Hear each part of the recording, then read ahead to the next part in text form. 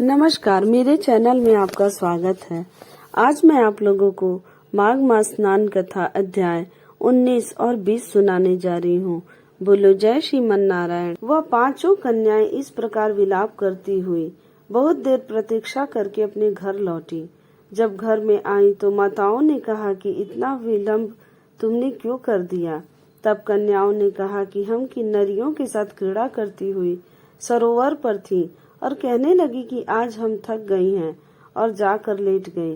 वशिष्ठ जी कहते हैं कि इस प्रकार आशय को छुपाकर वह विरह की मारी पड़ गई। उन्होंने घर में आकर किसी प्रकार की क्रीड़ा नहीं की। वह रात्रि उनको एक युग के समान बीती। सूर्य नारायण के उदय होते ही वह अपने आप को जीवित मानती हुई माताओं की आज्ञा लेकर गौरी पूजन करने वह कन्याएं वहां पर जाने लगी। उसी समय ब्राह्मण भी स्नान करने के लिए सरोवर पर आया। उसके आने पर कन्याओं ने वाह वाह किया। जैसे कमलिनी प्रातः काल सूर्योदय को देखकर कहती हैं, उसको देखकर उनके नेत्र खुल गए और उस ब्रह्मचारी के पास चली गईं। आपस में एक दूसरे का हाथ पकड़कर चारों तरफ से उसको घेर लिया और कहने लगी कि मूर्ख, उस दिन तू भाग गया था लेकिन आज नहीं भाग सकता। हम लोगों ने तुमको घेर लिया है। ऐसे वचन सुनकर बाहुपाश में बंधे हुए ब्राह्मण ने मुस्कुरा कर कहा, तुमने जो कुछ कहा सो ठीक है, परंतु मैं तो अभी विद्याभ्यास और ब्रह्मचारी हूँ। गुरुकुल में मेरा विद्याभ्यास पूरा नहीं हुआ है। पंडित को चाहिए कि जिस आश्रम में रहे उसके धर्म का पालन करे। इस आश्रम में मैं विवाह करना धर्म नहीं समझता। अपने व्रत का पालन करके और गुरु की आज्ञा पाकर ही विवाह कर सकता हूँ, उससे पहले नहीं कर सकता। यह बात सुनकर वह कन्याएं इस प्रकार बोली जैसे वैशाख मास में कोयल बोलती है। वह कहने लगी कि धर्म से अर्थ और अर्थ से काम और काम से धर्म के फल का प्रकाश होता है। ऐसा ही पंडित लोग और शास्त्र कहते हैं। हम काम सहित धर्म की अधिकता से आपके पास आई हैं, सो आप पृथ्वी के सब भोगों को भोगिए। उस ब्राह्मण ने कहा कि तुम्हारा वचन सत्य है, किंतु मैं अपने व्रत को समाप्त करके ही विवाह कर सकता हूँ, पहले नहीं कर सकता। तब वे कन्याएं कहने लगी कि तुम मूर्ख हो। अनोखी औषधि, ब्रह्म बुद्धि, रसायन सिद्धि, अच्छे कुल की सुंदर नारियां तथा मंत्र जिस समय प्राप्त हो तभी ग्रहण कर लेना चाहिए। कार्य को टालना अच्छा नहीं होता। केवल भाग्य वाले पुरुष ही प्रेम से पूर्ण अच्छे कुल से उत्पन्न स्वयं वर चाहने वाली कन्याओं को प्राप्त होते हैं। कहाँ हम अनोखी नारियां, कहाँ आप तपस्वी बालक। यह बेमेल का मेल मिलाने में विधाता की चतुराई ही है। इस कारण आप हम लोगों के साथ गंधर्व विवाह कर लें। इनके ऐसे वचन सुनकर उस धर्मात्मा ब्राह्मण ने कहा कि व्रती रहकर इस समय विवाह नहीं करूंगा, मैं स्वयंवर की इच्छा नहीं करता। इस प्रकार उसके वचन सुनकर उन्होंने एक दूसरे का हाथ छोड़कर उसको पकड़ लिया। सुशील और सुरास्वरा ने उसकी भुजाओं को पकड़ लिया। सुतारा ने आलिंगन किया और चंद्रिका ने उसका मुख चूम लिया।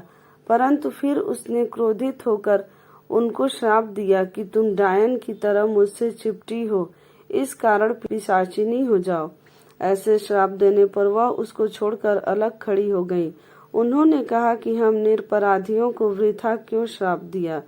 तुम्हारी इस धर्मज्ञता पर धिक्कार है। प्रेम करने वाले से बुराई करने वाले का सुख दोनों लोकों में नष्ट हो जाता है। इसलिए तुम भी हम लोगों के साथ पिशाच हो जाओ। तब वे आपस के क्रोध से उस सरोवर पर पिशाच पिशाचिनी हो गए और बस पिशाच पिशाचिनी कठिन शब्दों से चिल्लाते हुए अपने कर्मों को भोगने लगे। वशिष्ठ जी कहने लगे कि हे राजन, इस प्रकार वह पिशाच उस सरोवर के इधर उधर फिरते रहे। बहुत समय पश्चात मुनियों ने श्रेष्ठ लोमस ऋषि पौष शुक्ला चतुर्दशी को उस अछोद सरोवर पर स्नान करने के लिए आए। जब क्षुधा से दुखी इन पिशाचों ने उनको देखा तो उनकी हत्या करने के लिए गोल बांधकर उनको चारों तरफ से घेर लिया।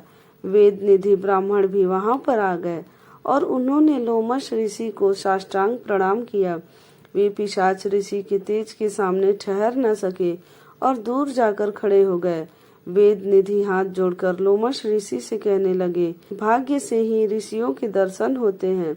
फिर उन्होंने गंधर्व कन्या और अपने पुत्र का परिचय देकर सब वृतांत सुनाया और कहा कि हे मुनिवर, यह सभी श्राप मुक्त होकर आपके सम्मुख खड़े हैं।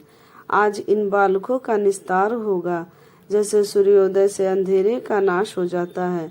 वशिष्ठ जी कहने लगे कि पुत्र के दुख से दुखी हुई वेद निधि ब्राह्मण के ऐसे वचन सुनकर लोमस ऋषि के नेत्रों में जल भर आया और वेद निधि से कहने लगे कि मेरे प्रसाद से बालकों को शीघ्र समृद्धि पैदा हो।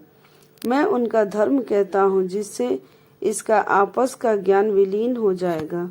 वेद निधि कहने लगे कि हे महर्षि, धर्म को जल्दी ही कहिए, क्योंकि श्राप की अग्नि बड़ी दुखकारक होती है। लोमश ऋषि कहने लगे कि यह सब मेरे साथ नियम पूर्वक माघ स्नान करे, अंत में यह श्राप से छूट जाएंगे। मेरा यह निश्चय है, शुभ तीर्थ में माघ स्नान करने से श्राप का फल नष्ट हो जाता है। 7 जन्मों के पाप तथा इस जन्म के पाप माघ में तीर्थ स्थान पर स्नान करने से नष्ट हो जाते हैं। इस अछोद में स्नान करने से अवश्य ही मोक्ष की प्राप्ति होती है। राजसूय और अश्वमेघ यज्ञ से भी अधिक फल माघ मास स्नान का होता है। अतएव संपूर्ण पापों का सहज में ही नाश करने वाला माघ स्नान क्यों न किया जाए। बोलो जय श्रीमन नारायण। अगर आपको मेरी यह कथा अच्छी लगी हो तो मेरे चैनल को लाइक करें, सब्सक्राइब करें, शेयर करें और कमेंट में जय श्रीमन नारायण जरूर लिखें।